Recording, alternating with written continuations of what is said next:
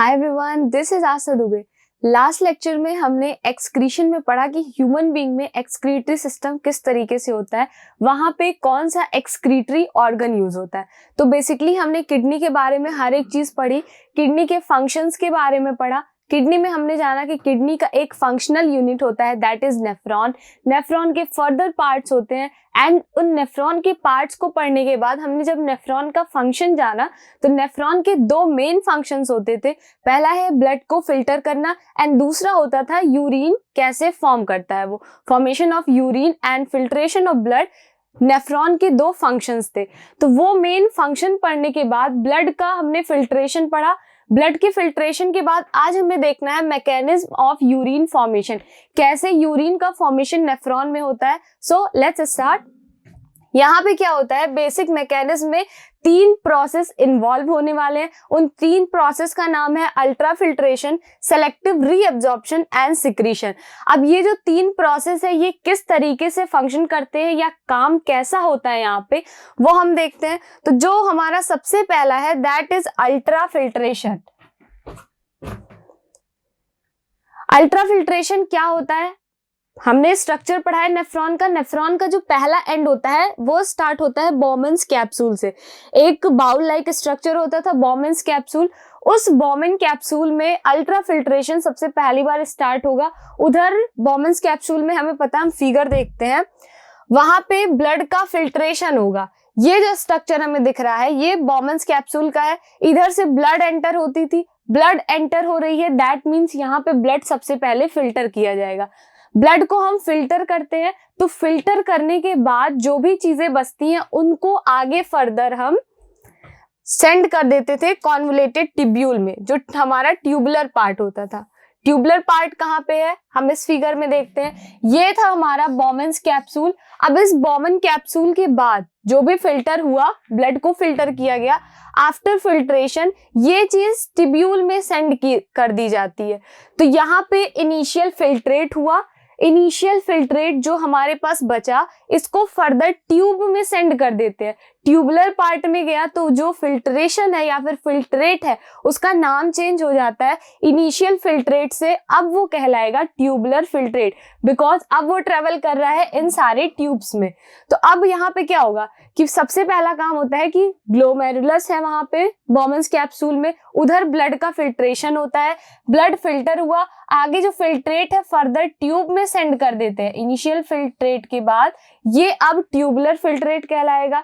उस tubular filtrate में कभी कभार क्या होता है कि कुछ अच्छी चीजें भी चली आती हैं। अच्छी चीजें क्या, कुछ मिनरल्स की हम बात करते हैं, जैसे अमाइनो एसिड्स हो गए, प्रोटीन्स वगैरह हो जाती हैं कुछ, तो ये जब इस ट्यूब में आ जाती हैं तो वो फर्दर यूरिन में जा सकती हैं। तो यहाँ पे क्या है कि इनका वापस से सेलेक्टिव रीअब्जॉर्प्शन किया जाता है, क्योंकि हम उन सारे मिनरल्स को अपनी बॉडी से एलिमिनेट नहीं कर सकते, बिकॉज ये हमारी बॉडी के लिए हार्मफुल होगा कि हम अपनी बॉडी से अच्छी चीजों को एलिमिनेट कर दें और जो वेस्ट प्रोडक्ट है उनको अपनी बॉडी में कैरी करें। तो यहां से हम क्या करते हैं, ब्लड को पहली बार फिल्टर किया गया, जो फिल्टर बचा उसको हम बोलते हैं इनिशियल फिल्ट्रेट। ये इनिशियल फिल्ट्रेट आगे ट्यूब्स में फॉरवर्ड किया जाता है, तो ट्यूब में जाने के बाद वो ट्यूबुलर फिल्ट्रेट कहलाता है। अब इस ट्यूबुलर फिल्ट्रेट में कुछ अच्छी चीजें आ जाती हैं। अच्छी चीजें क्या है, जैसे यहां पे हम देखते हैं दिस इज अल्ट्रा फिल्ट्रेशन। पहले अल्ट्रा फिल्ट्रेशन समझते हैं क्या है। अल्ट्रा फिल्ट्रेशन का काम कहाँ पे हो रहा है, occurs in Bowman's capsule. The blood that come to nephron is filtered through the walls of glomerulus. Bowman's capsule के अंदर जो नेटवर्क होता था कैपिलरी का, उसको हम टर्म देते थे ग्लोमेरुलस। ये है ये ग्लोमेरुलस। अब इस ग्लोमेरुलस के थ्रू ब्लड को फिल्टर किया जाएगा। The filtrate which is called initial filtrate, जो फिल्ट्रेट है हमारा इसको हम इनिशियल फिल्ट्रेट नाम दे रहे हैं, comes into the cavity of convoluted tubule. अब ये फिल्ट्रेट बॉमन्स कैप्सूल से ट्यूब में ट्रेवल करने जा रहा है। तो जब ये ट्यूब में ट्रेवल करने जाता है तो इसका टर्म चेंज हो जाता है, इनिशियल फिल्ट्रेट ये ना कहला के आगे चल के इसे हम ट्यूबुलर फिल्ट्रेट बोलेंगे। The filtered blood goes into the PTCN. PTCN क्या है, जब हम यहाँ पे ब्लड सप्लाई पढ़ रहे थे तो हमने वहां पे पीटीसीएन के बारे में पढ़ा था, peritubular capillary network. Glomerulus के बाद आगे जो कैपिलरीज होती हैं ये अपना एक नेटवर्क बना लेती हैं। इन्हीं को हम टर्म दे देते हैं पेरीट्यूबुलर कैपिलरी नेटवर्क। नेक्स्ट हमारे पास जब अल्ट्रा फिल्ट्रेशन हो जाता है तो अल्ट्रा फिल्ट्रेशन के बाद दूसरा प्रोसेस हमारा आता है सेलेक्टिव रीएब्जॉर्प्शन का। कोई अच्छी चीज अगर छूट गई हो, ब्लड से फिल्टर ना कर दी गई हो, तो ये क्या होता है, कभी कभी हम वेस्ट प्रोडक्ट को फिल्टर कर रहे होते हैं, उसमें कुछ अच्छे प्रोडक्ट्स भी हमारे चले जाते हैं, तो उनका सेलेक्टिव रीएब्जॉर्प्शन होता है कि कहीं हम अच्छी चीजों को तो वेस्ट में नहीं ले जा रहे हैं, तो इसको वापस से जाते हैं, वहां पे छानते हैं और फिर उसको सेलेक्टिवली रीएब्जॉर्ब करके वापस ब्लड में सेंड कर देते हैं। क्या होता है इधर, it is the second step during urine formation. Initial filtrate contains many useful substances. जो initial filtrate था वो बहुत सारे useful substance को contain करता है। substances कैसे हैं, ग्लूकोज है, अमाइनो एसिड्स हैं and various ions, बहुत सारे ions को भी लेके चला आता है। These are essential substance, बहुत इंपॉर्टेंट है, सभी को पता है कि हमारी बॉडी के लिए ग्लूकोज हुआ इंपॉर्टेंट सब्सटेंस है, अमाइनो एसिड्स प्रोटीन मेक करने के लिए बहुत इंपॉर्टेंट होते हैं और बहुत सारे आयंस भी हमारी बॉडी में जरूरी हैं। तो इन सब का एलिमिनेशन हमारी बॉडी में यूरिन के थ्रू अच्छी चीज नहीं है, ये बॉडी के लिए हार्मफुल साबित हो सकता है। तो करते क्या है यहाँ पे, Therefore the capillaries of the PTCN, जो ये पेरीट्यूबुलर कैपिलरी नेटवर्क पाया जा रहा था, ये जाता है सेलेक्टिवली उन सारे सब्सटेंसेस को रीएब्जॉर्ब करता है, वापस से रीएब्जॉर्ब कर लेगा, ब्लड में ले जाएगा और फिर जो अब इनिशियल फिल्ट्रेट था वो हो जाता है हमारा ट्यूबुलर फिल्ट्रेट। और ये जो काम हुआ ना यहाँ पे, सबसे पहला इनिशियल फिल्ट्रेट से पीटीसीएन की जो नेटवर्क है, जो कैपिलरीज है वहां की, वो जाती हैं सेलेक्टिवली रीएब्जॉर्ब करती हैं सब्सटेंसेस को। तो ये जो सारा काम हो रहा है इसी को हम टर्म देते हैं सेलेक्टिव रीएब्जॉर्प्शन। दूसरा वाला प्रोसेस भी इधर कंप्लीट हो जाता है। अब यहाँ पे एक जनरल नॉलेज की चीज दी हुई है that every day about 180 litre of initial filtrate is form. हमारी बॉडी में हर दिन 180 लीटर इनिशियल फिल्ट्रेट फॉर्म होता है, लेकिन इसके बाद सेलेक्टिव रीएब्जॉर्प्शन जब हो जाता है तो सेलेक्टिव रीएब्जॉर्प्शन के बाद बहुत सारी चीजों को वापस लेके जाते हैं, ठीक है। और फिर एक हेल्दी पर्सन की हम बात करते हैं कि वो कितना अमाउंट ऑफ यूरिन पास करता है एक दिन में, तो वो जो अमाउंट है that is 1 to 1.5 litre per day. 1 से 1.5 लीटर पर डे में एक हेल्दी पर्सन यूरिन को पास आउट करता है। किसी ऐसा नहीं डिजीज पर्सन को कि उनको कोई प्रॉब्लम है तो उनकी हम बात करें, हम जो भी टर्म्स लेके चल रहे हैं, जो भी न्यूमेरिकल वैल्यूज लेके चल रहे हैं, सब कुछ सिर्फ और सिर्फ हेल्दी पर्सन से रिलेटेड है। So a large amount of water is reabsorb, बहुत ज्यादा अमाउंट ऑफ वाटर को रीएब्जॉर्ब कर लेते हैं। रीएब्जॉर्प्शन कैसे पता चल रहा है, हमारी बॉडी में 180 लीटर इनिशियल फिल्ट्रेट का फॉर्मेशन होगा, लेकिन सेलेक्टिव रीएब्जॉर्प्शन के थ्रू कई सारी चीजें वापस से रीएब्जॉर्ब की जाती हैं और फिर जो यूरिन पास करते हैं healthy person 1 to 1.5 litre per day करते हैं। The initial filtrate is now called tubular filtrate. जो भी कॉन्वोल्यूटेड ट्यूब्यूल में आ गया जब इनिशियल फिल्ट्रेट, तो ऑब्वियसली उस इनिशियल फिल्ट्रेट का नाम ट्यूबुलर फिल्ट्रेट हो जाएगा, क्योंकि अब उसको ट्यूब में ट्रेवल करना है। नेक्स्ट प्रोसेस हमारा जो थर्ड वाला है वो होता है सिक्रीशन का। सिक्रीशन में क्या है, the blood which is filtered in the glomerulus still contain some harmful material.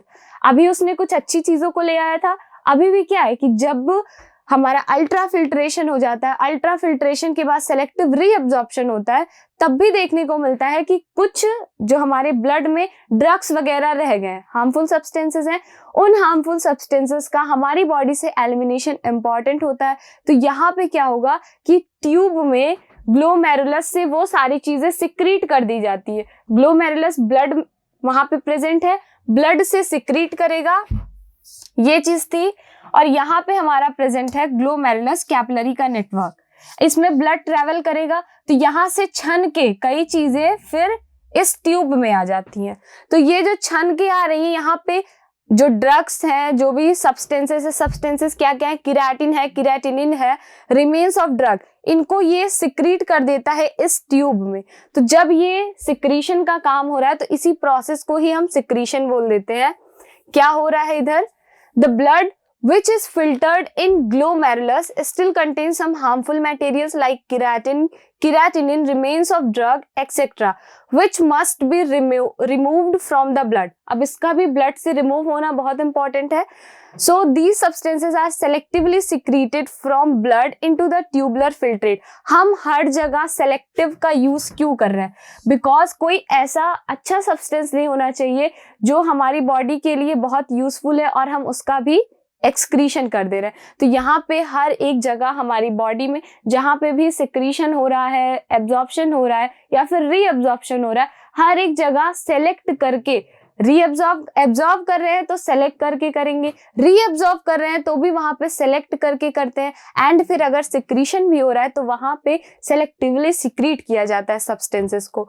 This process is called secretion. अब सिक्रीशन भी हो गया, हमने जो तीनों प्रोसेस पढ़े, अब ये ट्यूबुलर फिल्ट्रेट आगे चले जाएगा और आगे जाके इसको हम कलेक्ट कर लेते हैं कलेक्टिंग डक्ट में. कलेक्टिंग डक्ट में ट्यूबुलर फिल्ट्रेट जाते ही यूरिन कहलाने लगता है. तो बेसिक सा था कि हमने यहाँ पे यूरिन फॉर्मेशन करना था. तो यूरिन फॉर्मेशन हुआ कैसे? सबसे पहला प्रोसेस हो रहा है अल्ट्रा फिल्ट्रेशन का. आफ्टर अल्ट्रा फिल्ट्रेशन कुछ अच्छी चीजें भी चली आती हैं. तो जो अच्छे सब्सटेंसेज है, यूजफुल सब्सटेंसेज है, इनका हमारी बॉडी से एलिमिनेशन हमारी बॉडी के लिए हार्मफुल हो जाएगा. तो इनको सेलेक्टिवली रीअब्जॉर्ब कर लिया जाता है. सेलेक्टिव रीअब्जॉर्प्शन के बाद इनको ट्यूब में सेंड कर देंगे. अब जब ये फिल्ट्रेट, इनिशियल फिल्ट्रेट ट्यूब में आता है तो हम इसे ट्यूबुलर फिल्ट्रेट बोलते हैं. और ट्यूबुलर फिल्ट्रेट में भी कभी कभी हम देखते हैं कि कुछ ब्लड में हमारे ड्रग्स वगैरह रह जाते हैं, तो इनका सेलेक्टिवली सिक्रीशन हो जाता है. और सिक्रीशन हमारा थर्ड प्रोसेस होता है. सिक्रीशन के बाद अब जो भी फिल्ट्रेट बच रहा है, इसमें सिर्फ और सिर्फ वेस्ट प्रोडक्ट है, हमारा नाइट्रोजनस वेस्ट है, और जो भी बॉडी के ड्रग्स वगैरह होते हैं वो सारे कंटेन करता है. तो ये जो सारा कुछ है इसको कलेक्टिंग डक्ट में कलेक्ट किया जाएगा, और जो कलेक्टिंग डक्ट में फिल्ट्रेट कलेक्ट किया गया है ना, यही हमारा होता है यूरिन. सो आगे देखते हैं क्या है. आफ्टर दीज 3 स्टेप, वही 3 स्टेप थे, the tubular filtrate becomes the urine. अब वही ट्यूबुलर फिल्ट्रेट हमारा यूरिन कहलाने लगेगा. इसको फिर कलेक्ट कर लिया जाता है in the collecting duct. It is finally collected in the urinary bladder. ठीक है, क्या हुआ यहाँ पे? ये जो बीच में हो रहा है, कलेक्टिंग डक्ट में यूरिन आ गया है. अब हर एक नेफ्रॉन की कलेक्टिंग डक्ट कुछ ना कुछ यूरिन को कलेक्ट करेगी. तो कलेक्ट करने के बाद ये सारा कुछ पेल्विस में, जो कोन लाइक स्ट्रक्चर होता था, ये इसी फनल में लाके इसको ओपन कर देती है. तो ये जो पेल्विस होता है, पेल्विस हमारा अटैच्ड होता है यूरेटर से. ये यूरेटर जाता है, ओपन होता है यूरिनरी ब्लैडर में. यूरिनरी ब्लैडर हमारा एक पाउच होता है. ये पाउच कुछ टाइम के लिए यूरिन को कलेक्ट करके रखता है, स्टोर करके रखता है, और टाइम टू टाइम क्या करता है, इस यूरिन को हमारी बॉडी से एलिमिनेट करता रहता है. Time to time it is pass to outside through urethra. और फिर क्या है, एक टर्म नया आता है यहाँ पे, the act of passing out of urine is called micturition. इतनी बात ध्यान रखेंगे हम. यहाँ पे क्या है, नेफ्रॉन के 2 फंक्शंस हमें मिलते थे. पहला फंक्शन होता है कि ये ब्लड का फिल्ट्रेशन करता है, और दूसरा है यूरिन का फॉर्मेशन करता है. तो ब्लड के फिल्ट्रेशन में क्या है कि ब्लड से हर एक जो भी वेस्ट प्रोडक्ट्स हैं उनको सेपरेट कर देगा. अच्छी चीजों को, जो प्लाज्मा प्रोटीन वगैरह है, उनको ब्लड में रहने देता है. ब्लड का वहां पे फिल्ट्रेशन हो गया. साथ ही साथ क्या है, ब्लड का फिल्ट्रेशन करते करते ही ये जो वेस्ट प्रोडक्ट्स निकालते हैं वो सारा कुछ वाटर के साथ मिक्स होके चला जाता है कलेक्टिंग डक्ट में. कलेक्टिंग डक्ट में उस फिल्ट्रेट को हम यूरिन नाम देते हैं. और फिर यूरिन को पास करने का जो एक्ट होता है, इसको हम मिक्चुरेशन नाम देते हैं. ये चीज इतनी इंपॉर्टेंट है, बहुत इजी है, बस सिर्फ और सिर्फ आपको फिगर से समझना है. एक बार हम खुद फिगर से देख लेते हैं. ये हमारा है नेफ्रॉन का फिगर. किडनी है, किडनी का डायसेक्शन करने के बाद यहाँ पे हमें नेफ्रॉन का फिगर मिला. तो नेफ्रॉन के फिगर में हमें समझना क्या है, सबसे पहला पार्ट जो हम देखते हैं वो हमें मिलता है इसका, ये है हमारा बॉमन्स कैप्सूल. बॉमन्स कैप्सूल के अंदर ब्लड कैपिलरीज की कई सारी नेटवर्क्स प्रेजेंट होती हैं. उस नेटवर्क को हम ग्लोमेरुलस बोलते हैं. इसी ग्लोमेरुलस में ब्लड का फिल्ट्रेशन होगा. ब्लड का फिल्ट्रेशन होने के बाद आगे इसी चीज को बढ़ा दिया जाता है ट्यूब में. इनिशियल फिल्ट्रेट फिर कन्वर्ट हो जाता है ट्यूबुलर फिल्ट्रेट में, और ये सारी चीजें फिल्टर्ड होती हैं इधर. यहाँ पे याद रखो आप, ऑस्मो रेगुलेशन वाला काम भी चलता रहता है। इधर आयंस हुए या फिर वाटर हुआ, इन सबका बैलेंस भी बनाए रखते हैं। ऑस्मो रेगुलेशन भी हो रहा है एंड एक्सक्रीशन का भी काम हो रहा है। और फिर जब ये ट्यूबुलर फिल्ट्रेट कलेक्टिंग डक्ट में जाता है तो इसे यूरिन का नाम देते हैं। ये चीज आगे बढ़ती है और फिर इसको, ये सारी चीजें इधर से कलेक्ट होते हुए पेल्विस में लाके रख दी जाती है। पेल्विस में जाने के बाद ये यूरेटर के थ्रू जाती है हमारी यूरिनरी ब्लैडर में। यूरिनरी ब्लैडर पाउच होता है, इस पाउच में कुछ टाइम के लिए स्टोर कर देते हैं यूरिन को और टाइम टू टाइम मिक्सचुरेशन करके यूरिन को पास आउट करते हैं। सो ये इतना बेसिक सा था। अब नेक्स्ट हमें क्या समझना, हम देखते हैं। कई बार हम सब एक टर्म सुनते हैं कि किडनी फेल हो गई है, ठीक है। किडनी फेल्योर के बारे में हम सब ने सुना है। और एक चीज और है कि किडनी से रिलेटेड चीजें जहां भी आएंगी, चाहे वो आर्टरी हो, वेन हो या फिर फेल्योर वगैरह, वहां पे रीनल वर्ड ऐड किया जाता है। जैसे हम लंग्स में पल्मोनरी ऐड करते थे, तो सेम चीज यहाँ पे है। किडनी फेल्योर को रीनल फेल्योर बोलते हैं। अब ये रीनल फेल्योर क्या है, तो भाई हम लोग क्लास 10th में, तो यहाँ पे क्या है, हमने हमेशा अपनी लाइफ में एट दिस एज तो सबने किडनी फेल्योर, आर्टिफिशियल किडनी या फिर डायलिसिस के बारे में सुना ही होगा। अपने आसपास देखा भी होगा लोगों को कि वो जाते हैं डायलिसिस कराने के लिए। तो अब ये डायलिसिस होता क्या है, तो बेसिक से अगर हम बात करें इसके बारे में, तो डायलिसिस क्या है, कभी कभी क्या होता है कि कुछ इन्फेक्शन हुआ, कोई डिजीज हुई या किसी डैमेज की वजह से किडनी फंक्शन नहीं करती है। अब किडनी अगर फंक्शन नहीं करे तो आप सोच सकते हो क्या क्या प्रॉब्लम्स आ सकती हैं। ब्लड फिल्टर नहीं होगा, ब्लड में जो भी ड्रग्स वगैरह मिक्स हैं वो उसी के अंदर रह जाएंगे, तो ये चीज ब्लड के लिए हार्मफुल है। या फिर अगर हम बात करते हैं हमारा नाइट्रोजनस वेस्ट यूरिया है, तो क्या ब्लड में यूरिया को काफी टाइम के लिए कंटेन करके रख सकते हैं? बिल्कुल भी नहीं। तो ये सारी चीजें अवॉइड करने के लिए पर्सन को सजेस्ट किया जाता है कि आप डायलिसिस करा लो, या फिर आर्टिफिशियल किडनी का यूज करके ब्लड को फिल्ट्रेट किया जाता है या फिर ब्लड को फिल्टर करते हैं। तो यहाँ पे क्या है, वही सेम चीज है। In some person due to some disease और infection kidneys do not function properly. अब किडनी फंक्शन नहीं कर रही है तो किडनी का काम किसी और को करना पड़ेगा। तो जब नेचुरल किडनी काम नहीं करती है सही से, तो वहां पे आज के टाइम में आर्टिफिशियल किडनी यूज करते हैं। आर्टिफिशियल किडनी यूज करने का मतलब क्या है कि उसको एक टर्म देते हैं डायलिसिस प्रोसेस होता है डायलिसिस। आप जाते हैं क्लिनिक पे, वहां पे डायलिसिस प्रोसेस करके आपके ब्लड को फिल्टर किया जाता है। यहाँ पे जब किडनी फेल्योर हो जाती है, किडनी फंक्शन नहीं कर पाती है, तो इसको एक टर्म देते हैं, ये एक डिजीज है। डिजीज का नाम क्या है, रीनल फेल्योर, ठीक है। जब किडनी काम करना बंद कर दे तो उस चीज को टर्म देते हैं, वो एक डिजीज है, दैट इज रीनल फेल्योर। अब ब्लड में आप यूरिया को कंटेन करके रख नहीं सकते हो, यूरिया का रिमूवल इंपॉर्टेंट है, तो हम क्या करते हैं, to remove the urea from the body of such person. Such person का मतलब क्या है कि जिनकी किडनी फंक्शन नहीं कर रही है। And artificial kidney is used, artificial kidney को यूज करेंगे। फिर this artificial kidney is called हीमोडायलाइजर।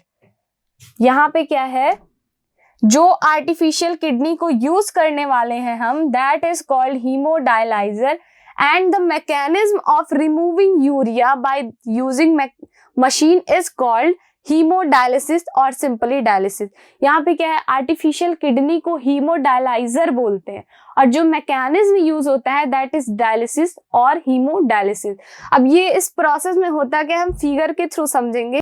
तो फिगर में क्या कह रहा है कि जिस पर्सन को भाई रीनल फेल्योर वाली कंडीशन से जो पर्सन सफर कर रहा है, वो बेसिकली क्लिनिक में जाएगा अपने ब्लड को प्योर कराने के लिए या फिर ब्लड को फिल्ट्रेट कराने के लिए, ठीक है। तो अब ब्लड फिल्ट्रेशन में बेसिक सा होता क्या है कि एक मशीन लगाई जाती है। मशीन क्या है, डायलिसिस वाला प्रोसेस होने जा रहा है जिसको डायलाइजर बोलते हैं, ठीक है। मशीन डायलाइजर है, तो मशीन में क्या होता है, कई सारे स्टेप्स, कई सारे प्लेट्स लगे होते हैं, वहां पे डायलाइजिंग फ्लूइड्स भी प्रेजेंट होते हैं, ठीक है। तो बंदा गया उधर, इसने सबसे पहले इसके ब्लड को निकाला जाएगा, बॉडी के ब्लड को आर्टरीज के थ्रू निकालते हैं, ठीक है। तो ये प्रोसेस होता है कि बॉडी से ब्लड को निकालते हैं, मशीन्स के थ्रू इस चीज को गुजारा जाएगा। यहाँ पे इंपॉर्टेंट ये है कि जब ह्यूमन के ब्लड को, ठीक है, जिस बंदे को प्रॉब्लम है उसके ब्लड को निकाला जा रहा होता है बॉडी से डायलाइजर में ले जाने के लिए, यहाँ पे इसको हम एंटी हेपारिन या एंटी कोएगुलेंट इसके ब्लड में इंजेक्ट करते हैं। एंटी कोएगुलेंट क्यों इंजेक्ट कर रहे हैं?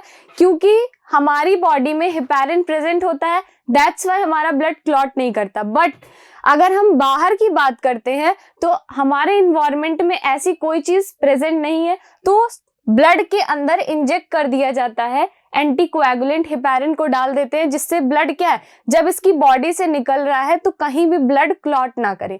तो एंटी कोएगुलेंट वाली कहानी हो गई। ब्लड गया डायलाइजर में, डायलाइजर में हम डायलाइजिंग फ्लूइड्स को ऐड करते हैं।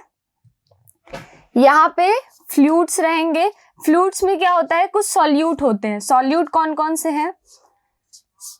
कुछ सॉल्यूट प्लस आयंस हम यहाँ पे डालते हैं। इनका कुछ काम नहीं है, ये क्या करते हैं, नाइट्रोजनस वेस्ट को अपने में मिक्स कर लेते हैं।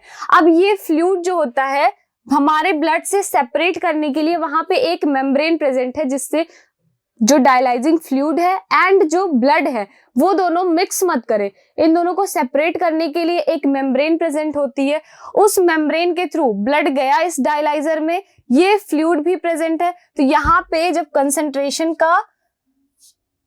कंसंट्रेशन को बैलेंस करने के लिए डिफ्यूजन प्रोसेस होगा, और डिफ्यूजन प्रोसेस होके जो भी नाइट्रोजनस वेस्ट हमारे ब्लड में प्रेजेंट होता है वो इधर अलग हो जाते हैं, और डिफ्यूजन प्रोसेस होने के बाद नाइट्रोजनस वेस्ट इस फ्लूइड में चला गया। फ्लूइड में मिक्स होने के बाद फिर से ये जब ब्लड प्योर हो जाता है तो इसको बॉडी में भेज देते हैं। यहाँ पे बेसिक सा होता है, जो भी साफ खून है इसको फिर से बॉडी में इधर लगा दिया जाता है। ये प्रोसेस कॉन्टिन्यूअस चलता रहता है, और बंदा हर एक वीक पे या फिर मंथ में ये काम जाता है और अपने ब्लड की क्लीनिशिंग करा लेता है। ठीक है, तो हीमोडायलिसिस आज के टाइम में क्या है कि आप देखोगे तो आपको बहुत सारे पर्सन्स ऐसे मिल जाएंगे जिनको रीनल फेल्योर वाली प्रॉब्लम होती है। तो ये चीज क्लियर है। आपसे अगर कोई क्वेश्चन पूछता है, आप एंटीकोएगुलेंट के बारे में याद रखो, डायलाइजिंग फ्लूइड के बारे में याद रखो, बस बाकी चीजें आपसे नहीं पूछी जाएंगी। आप आगे हायर क्लासेस में जाओगे तो यहाँ से क्वेश्चंस बन सकते हैं। नेक्स्ट हम प्रोसीड करते हैं कि कैसे प्लांट्स में एक्सक्रीशन होता है। तो अब हमें पता है कि एनिमल बॉडी से प्लांट बॉडी बहुत डिफरेंट है। हमारा टारगेट कुछ और होता है एंड प्लांट्स का टारगेट कुछ और है, तो इनके प्रोसेसेस भी कुछ अलग है। न्यूट्रिशन का भाई हम डिपेंडेंट होते हैं, प्लांट्स इंडिपेंडेंट होते हैं। प्लांट में रेस्पिरेशन की हम बात करते हैं तो पोर्स के थ्रू हो जाता है, कोई बहुत कंफ्यूजन नहीं होता। हमारे में एक अच्छा खासा रेस्पिरेटरी सिस्टम प्रेजेंट होता है। सेम ऐसे क्या है कि एक्सक्रीशन में तो कोई एफिशिएंट ही नहीं, यहाँ पे कोई जरूरत नहीं होती है कि एक्सक्रीशन प्रोसेस के लिए एक ऑर्गेनाइज्ड सिस्टम हो या फिर कोई ऑर्गन प्रेजेंट हो अलग से। यहाँ पे होता क्या है बेसिक सा, इसमें कोई बड़ी बात नहीं है, आप आसानी से समझो। यहाँ पे ऑक्सीजन का एक्सेस हो सकता है, किसी चीज का एक्सेस होगा तभी उसको एलिमिनेट करने की जरूरत है, कम होगा तब तो एलिमिनेट आप करने नहीं जा रहे। तो यहाँ पे क्या है, ऑक्सीजन है, ऑक्सीजन का अमाउंट अगर ज्यादा हो जाता है, एक्सेस ऑफ ऑक्सीजन हुआ, एक्सेस ऑफ कार्बन डाइऑक्साइड हुआ, तो हमें पता है प्लांट्स में प्रेजेंट होते हैं स्टोमेटा। स्टोमेटा के थ्रू इन गैसेस को एलिमिनेट कर दिया जाता है। सेम कंडीशन क्या है कि एक्सेस ऑफ वाटर हो जाए, अगर पानी की अधिकता हो गई है प्लांट में, तो वहां पे क्या करेगा, आपको मालूम है कि यहाँ पे प्रेजेंट होता है ट्रांसपिरेशन प्रोसेस। ट्रांसपिरेशन प्रोसेस के थ्रू वाटर को भी टाइम पे स्टोमेटा के थ्रू वेपर फॉर्म में एलिमिनेट कर दिया जाता है, या फिर लीव्स लॉस भी करती हैं वाटर को। तो ना तो यहाँ पे एक्सेस ऑफ ऑक्सीजन की कोई दिक्कत है, ना ही कार्बन डाइऑक्साइड की कोई दिक्कत है, ना ही वाटर की। तो एक्सक्रीशन करने की जरूरत कहाँ पड़ रही है। अब इतनी चीजें अगर हो जाती है तो हम कुछ मेटाबोलाइट्स की बात करते हैं, जो मेटाबॉलिक वेस्टेज हैं। ठीक है, मेटाबॉलिक प्रोसेस प्लांट्स में भी होता है, हर एक लिविंग ऑर्गेनिज्म में मेटाबॉलिक प्रोसेस चल रहा है। तो अब मेटाबॉलिक प्रोसेस के टाइम पे कई सारे वेस्टेज भी बनते हैं। तो अब उस वेस्ट का क्या होता है प्लांट्स में, इसकी बात है।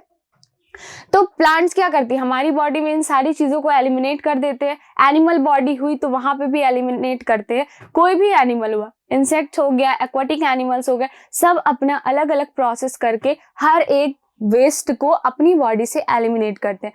बट प्लांट की स्ट्रेटजी थोड़ी सी अलग है। अलग कैसे है कि प्लांट्स के पास कुछ जो टिश्यूज होते हैं वो डेड होते हैं।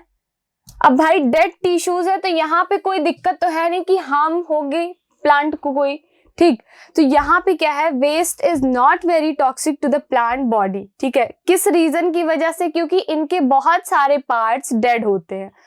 अब सपोज दैट कि अगर कोई दिक्कत आ रही है, कोई टॉक्सिक सब्सटेंस है, तो वो जाती है लीव्स के पास डिपॉजिट हो जाएगी, और फिर आपको पता है लीव्स टाइम टू टाइम अपने आप को शेड करती हैं, लीव्स सूखती हैं, गिरती हैं। तो जब लीव्स सूख जाएगी, गिर जाएगी, तो प्लांट से वो टॉक्सिक सब्सटेंस भी अलग हो जाएगा। दूसरी कंडीशन क्या होती है कि प्लांट अपनी बॉडी में कई डेड सेल्स पे उन सारे टॉक्सिक सब्सटेंसेस को डिपॉजिट कर लेती है, अलग अलग चीजों के फॉर्म में, अलग अलग सब्सटेंस के फॉर्म में। वो सारे सब्सटेंस क्या होते हैं, यहाँ पे हम बात करें गम हो गया, रेजिन हो गया, एल्कलॉइड्स हो गया। तो जो भी प्लांट को लगता है ये टॉक्सिक सब्सटेंस है, इनको हमें रिमूव करना चाहिए, तो जो प्लांट का डेड पार्ट हुआ, उस डेड पार्ट पे इन सारी चीजों को वो डिपॉजिट कर देती है। तो टाइम टू टाइम पे वो डेड पार्ट भी शेड होते हैं और वो टॉक्सिक सब्सटेंस भी हट जाता है वहां पे।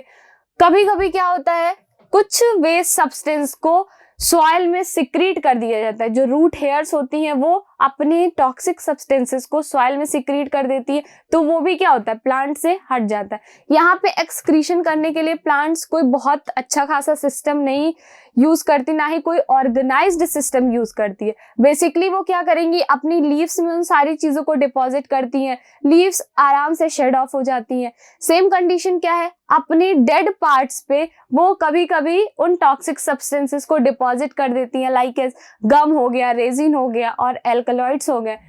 नेक्स्ट कंडीशन क्या आती है कि अगर रूट्स से कोई टॉक्सिक सब्सटेंस को हटाना होता है, तो वो सॉइल्स में उन सारी चीजों को सिक्रीट कर देती है, तो आराम से सॉइल में वो चीज रहती है, प्लांट्स उससे आराम से छुटकारा पा लेता है। तो यहाँ पे क्या है, एक्सक्रीशन बहुत ज्यादा एफिशिएंट नहीं है प्लांट्स में, बहुत आसानी से एक्सक्रीशन हो जाता है प्लांट्स में। कहाँ पे कॉम्प्लेक्स है, वो ह्यूमन बॉडी में कॉम्प्लेक्स था, वो चीज हमने फाइनली कंप्लीट कर ली है। तो अब क्या है कि हमें क्या करना है कि इस चैप्टर को फाइनली हमने कंप्लीट कर लिया है, तो अब इसके बाद हम इसका एक छोटा सा क्विक रिवीजन करेंगे। क्विक रिवीजन में हम 2-4 नए पॉइंट्स को मार्क आउट करेंगे, वहां से क्या करेंगे, फिर इस चैप्टर के बाद हम नेक्स्ट चैप्टर पे प्रोसीड करेंगे। सो लेट्स अगले लेक्चर का इंतजार करते हैं, जो है हमारा क्विक रिवीजन एक्सक्रीशन का। सो उसको नेक्स्ट लेक्चर में देखते हैं। आज के लिए इतना ही। Thank you so much.